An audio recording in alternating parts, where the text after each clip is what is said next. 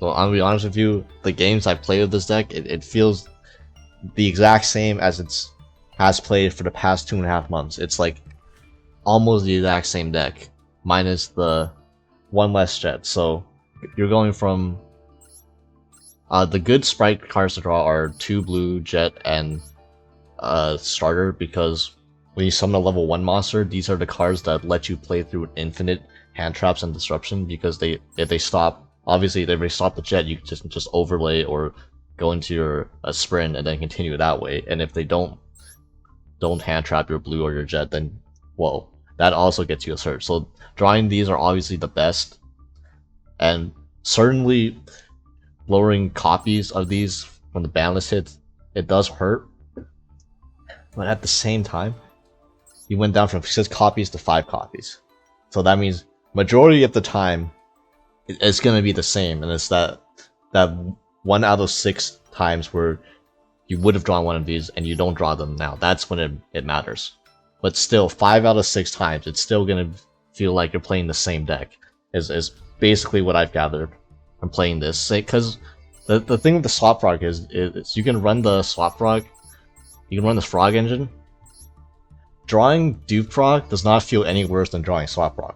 If you were not running Almirage, then literally there's like almost no difference from drawing dupe or swap, because Almirage is what enables swap frog to be a 1-card combo. If you don't play Almirage, then swap frog doesn't do anything by itself either. So, and neither does dupe, obviously. So whether you drew swap or any other frog, you would need another Spright in hand to actually do anything. So I just put in the dupe frog because using that logic, my frogs weren't doing things by themselves before anyways. So if you include the second dupe frog, you get to do literally the exact same combo as you did before. Like, the end board does not change whatsoever depending on, as long as you draw it, you're throwing this extra frog in your package to reduce the swap frog. And there's a lot of people talking about, like, I've seen people run, hold on, Hero Kid, right? This card, you basically summon this with Gigantic, then you get any number of Hero Kids, like, from your deck. I would just run the frog engine. Like, people are running this in place of the frog engine because they think the frog engine is so bad to draw, and it's like, oh, drawing dupe is so, like, ugh. But drawing Hero Kid is so much worse, because, like, the payoff is the same. It's pretty much the same as the swap engine. But, like, these cards always do nothing. Like, there's not any scenario where drawing this is like not a brick. At least if you just run the swap frog, you have a chance of drawing them with Angler, which is like actually probably the best hand you can produce in your deck. It's just not worth any more Anglers just to combo swap. I don't like Hero Kid just seems mad bricky. I don't understand the logic of cutting swap frog of cutting the frog engine when you think it's underwhelming, but then running this instead. Like, maybe that's just me. I prefer running more consistent cards, like Fender, for example. Fender is now one of the best cards in the deck, because the thing about consistency is all you really need are 2 monsters, right? Because all you need to do is going to sprint to be able to do a variation of your full combo. So having Fender is great because you can special Fender and then literally anything. You can Fender, summon Ronin, summon dupe. That's full combo, right? So I guess a question a lot of people would wonder is, why play a pure Spright variant after all the hits over any other variant of Spright? One of the things obviously is the amount of non-end you can run. For example, we have 1, 2, 3 Gamma plus Ogre, so 12, 13. I have 13 hand traps plus 2 Kashtira Fender, so that's about 15 non-engine, which is probably more than any other Spright variant can play. And you know, Spright is a deck that notoriously can struggle going second. That's why it depends on its non-engine to go second, right? So having more space for more hand traps is one perk of, I guess, playing a minimal Spright engine in pure Spright. The other thing is that the Caddy Melffy engine is actually pretty good this meta, specifically because of the popularity of Kashtira monsters, namely Fenrir. Having a Caddy on board with Melffy of the Forest matches extremely well with that, because the minute they summon Fenrir, right, and you have a Caddy and a Melffy of the Forest on the field, you return the Caddy to your hand. And then on a new chain, your Kashtira Fenrir will try to trigger, but however their turn player, so their Fenrir is on chain link 1, and your Melffy of the Forest is on chain link 2. That means your Melffy of the Forest is going to negate their Fenrir before they banish anything, and then you get their turn to Caddy to your hand to quick sync over for free, and they don't get any value out of this Fenrir, and they can't even attack with it. So with one interruption, one piece of your end work, you nullify completely the most popular card in the game. It also works with Unicorn, by the way. We've got a Kashtira Unicorn, by the way. So because of the popularity of these monsters, and Caddy completely winning that interaction, that's another big perk for running the Caddy engine. And I know you can technically run the Caddy engine in other Spright variants, but it's not very common at all, and I wouldn't recommend it if you're like playing Runick, for example. You don't really want to like have Caddy in your deck, I suppose. Especially if you're like also running for hire with the Runicks, definitely don't have room for the Melffy stuff in that case. So to go over the card choices, I know there's some unconventional choices in here. Obviously, we're playing as many of the good Spright monsters as we can. We're playing the entire Max C package with the Called Bys and the Crot Designator because we can. The 1 Smashers, the 1 Gamma Burst for OTK through Max C. And then hand traps and non-engine are like Fender, Imperm. 1 Nibiru now with less tier. This is a buffer for when your opponent takes the Max C challenge. And the really unconventional stuff is the Psyframe Gear Gamma package with the E-Teles. So first of all, I think Gamma is actually a really good hand trap again, because the worst matchup for Gamma was Tearlaments, because it was essentially just a Skullmeister with very harsh restrictions that you can't control a monster, because you don't want to like Gamma the actual monster on the field, right? You don't want to Gamma Kid Kalos, right? You only can hit the graveyard effects of Gamma. So it is kind of weird in that matchup, and that was the most common deck you played. Now, against every other matchup, Gamma is much better than you actually want to hit and destroy a monster on the field, unlike against Tier. So that's one. And number 2 is people are shotgunning Maxi. Very importantly, they're shotgunning Maxi in the draw phase and standby phase because of the popularity of Kashtira monsters, Fender and Unicorn. There are summons that don't start a chain, so if you want to get a draw off Maxi of them, you're gonna have to do them before you enter their main phase. Especially for Unicorn, like if you want to avoid getting your extra deck red, people are maxing so before you summon Unicorn, so they don't get a look at your extra deck. And when people drop Maxi in the draw phase or standby phase versus you, and you play Gamma, you're not going to control a monster at that point. So you're going to get the Gamma to Maxi for free. So not only is that an out to Maxi, but you also just get 2 bodies on board, and that's a free sprint, that's a free full combo by itself without a normal summon. So that's great. And also you can bait out Maxi with E-Tele and Spright Starter as well. And that lets you potentially Gamma them because Gamma isn't very much played in Spright, so when people see Starter, they're more likely to Ash or Maxi it since they're not going to play around the Gamma. And also, I think E-Tele is the next best extender in the deck.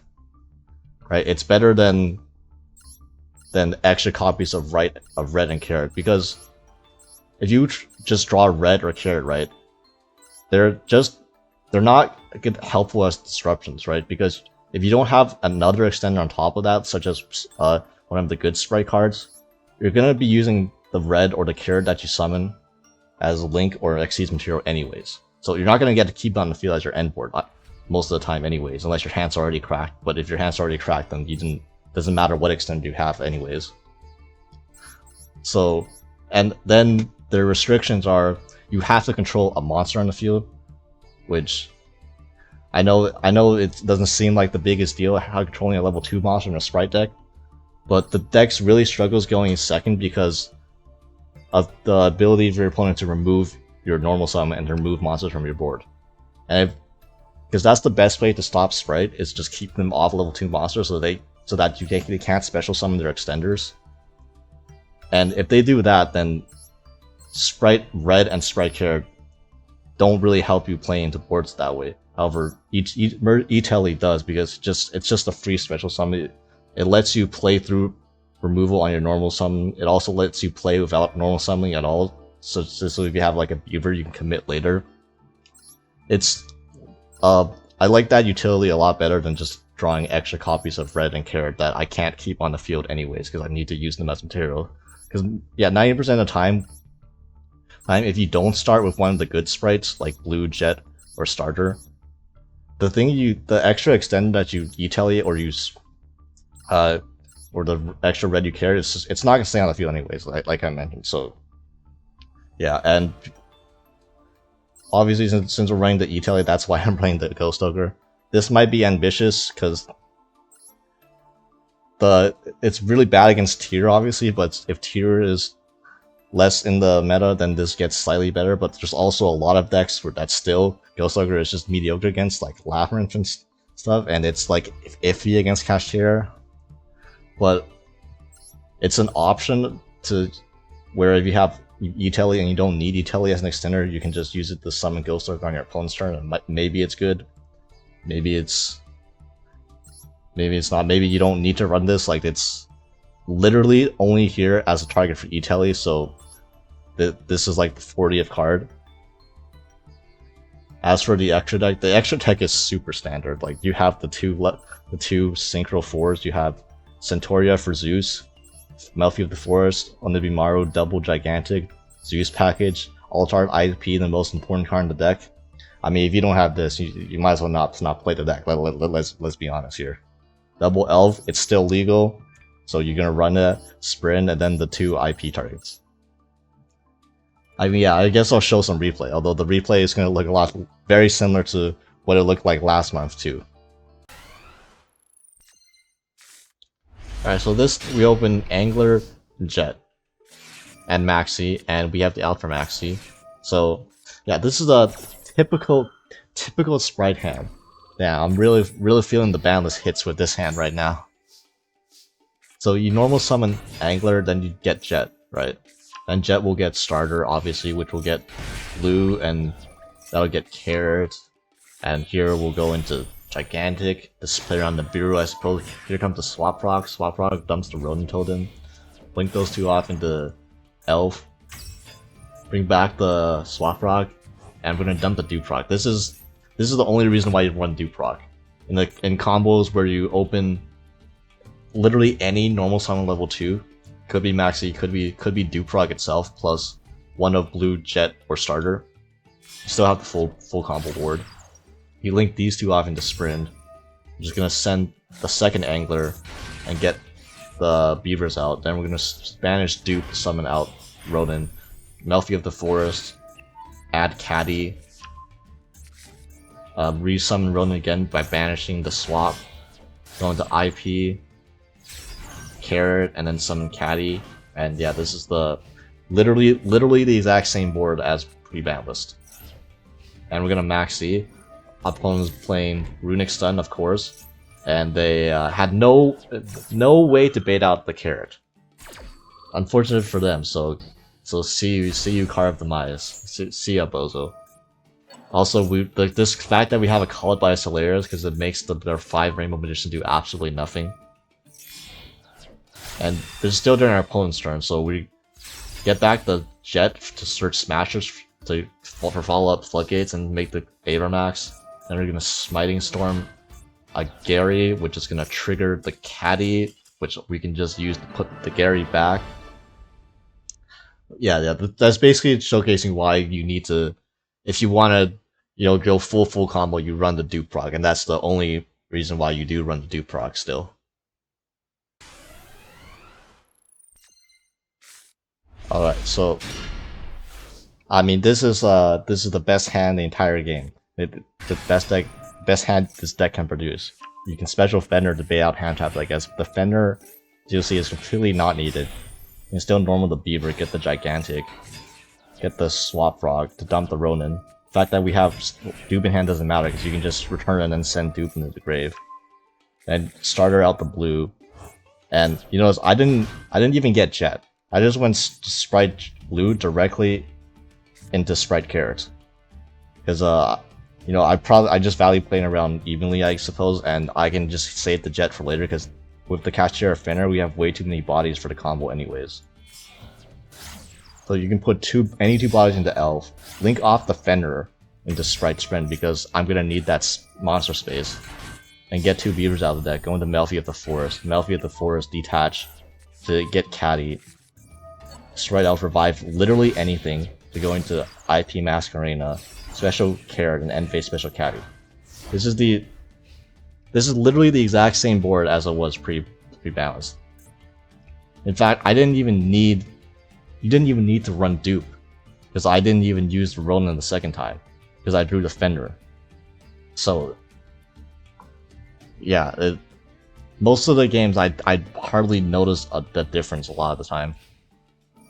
And our opponent tries to enter battle phase here, so I don't know if this is correct, but I go into Avermax first, and then Spright Elf revive the blue to get the follow-up Elf, or Spright Jet, because in case they have double evenly, right? I fear double evenly more than Bystials now, because there's only really one deck that's going to play Bystials now, I've noticed. So evenly is obviously more common, and in case they have double evenly, I still have follow-up plus an Avermax, which I suppose is hard to out. But they only had one evenly, which we obviously negate. And then they move to main phase 2, and that's it. And then they summon Fender, and here's the interaction I was talking about.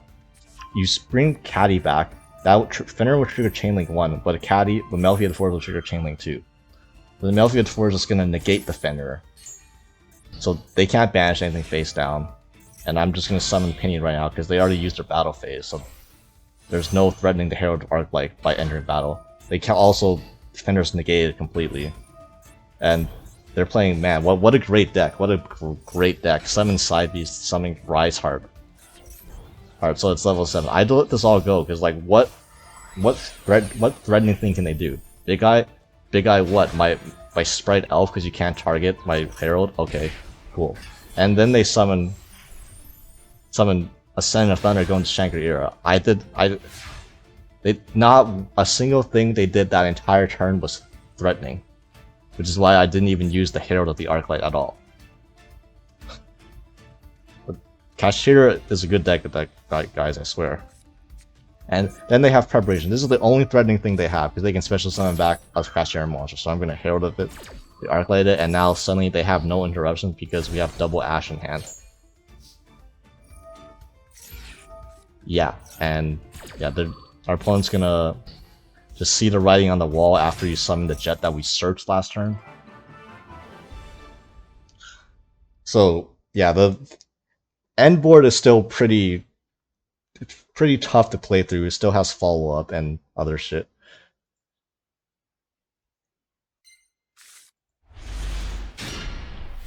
Alright, speaking of Kashtira. Okay, Fenrir. Rise Heart. Shangri-La. Pass.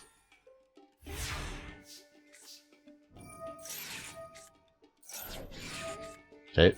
Negate the Maxi, that's the most threatening, that's the best card. What a great what a great deck. So this is gonna be one of the games of all time where this hand looks really nice, right? Starter, called by, and cross out unbeatable. Except I messed up my combo. Yes, I'm so bad that I messed up a Spright combo. So I special Jet and I search starter. the moment I searched starter, I realized I already used starter this turn. Why didn't I search smashers? So mistake number 1. Then we go into gigantic Spright. Probably mistake number 2, because I don't have another body on the field. But obviously this is gonna get crossed out designator because we're skillful enough to draw the 1-up. Get the swap frog, dump the Ronin Totem, link into Spright Elf, and then Spright Elf bring back the swap frog, and it's gonna dump the Dupe Frog. Then Ronin's gonna banish the Dupe Frog, and we're gonna go into Sprint. Okay, so Sprint, dump Angler, get 2 Beavers, special summon out the Ronin Totem. Go into Melffy of the Forest. Forest effect, get Caddy, then I'm gonna link these off into IP. So that was, you should, in scenarios like this, you should begin with Sprint over Gigantic. Because this Sprint literally does nothing right now, because there's no Melffy of the Forest on the field. So in hands where you either don't open Jet, Blue, or Starter, or hands where you don't open a normal summon, like what I did, you start with Sprint. Don't start with Gigantic, because you'll just end up with a useless Sprint on the field that does nothing. So end phase we have Caddy. And here's, despite my misplay, our opponent enters battle phase, and I'm like, I searched Spright Starter instead of Smashers. That means I can Starter for here to negate the evenly matched. This is like the definition of never fucking punished.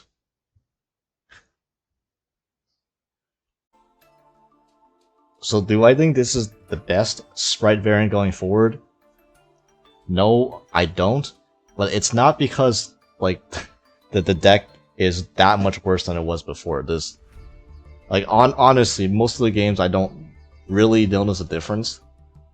And the fact that tier is less in the meta makes me like makes me more incentivized to run Spright, because one, it means I don't have to run as many Bystials. I can run better, more universal hand non-engines such as Fender, which, by the way, most annoying thing in the world was having a Fender and a Bystial at the same time. They conflict like hell when you win second. And, you know, Nibiru, pretty decent when no one's expecting it. And 2, tier was like one of the hardest matchups for this deck. So with less tier, it just makes Spright variants stronger in my opinion, because they've been hit a lot less relatively. But again, the other Spright variants, such as Runick for Hire Spright, Pure Runick Spright, there's some neat going second, Pure going second Spright builds, there's Tri-Sprite, all of them, every Spright variant, any one single Spright variant you play, that's going to be strong. This is like the most basic one, the most streamlined one. This is perfectly fine. But if you want my opinion on what I think is going to be the best Spright deck moving forward, lucky for you, I made a couple videos on just that Spright variant, and it's gonna evolve a bit more. Let's just say a bit more beast types than just beavers and caddies.